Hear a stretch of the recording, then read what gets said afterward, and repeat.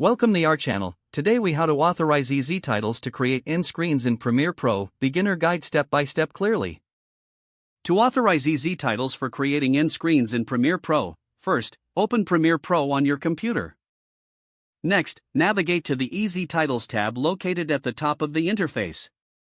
Click on the tab to reveal the EZTitles options. Look for the authorization button within the EZTitles menu. Select this button to start the authorization process. A new window will pop up requesting your EZTitles account credentials. Enter your username and password associated with your EZTitles account. After entering your credentials, click the Login button. If your information is correct, you will see a message confirming successful authorization.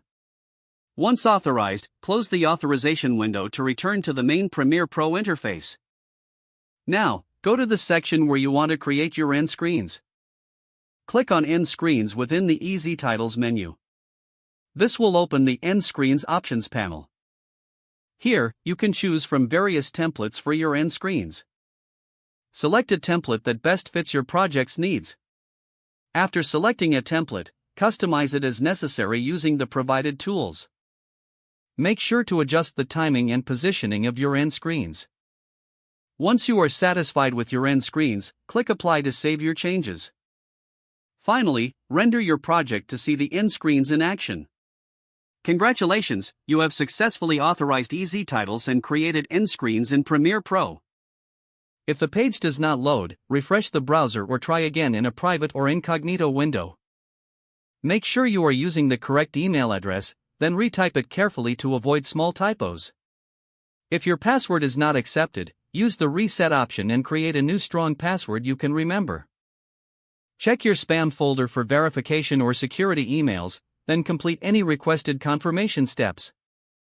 Enable two-factor authentication if available to improve account security and reduce unauthorized access risk. After signing in, review your profile details so your contact information and settings are accurate and current. If you see an error message, note it down and try again after restarting your device and internet connection. Log out when you finish, especially on shared devices, to keep your account and payment information secure. Don't forget to like this video and subscribe to our channel for more step-by-step tech guides.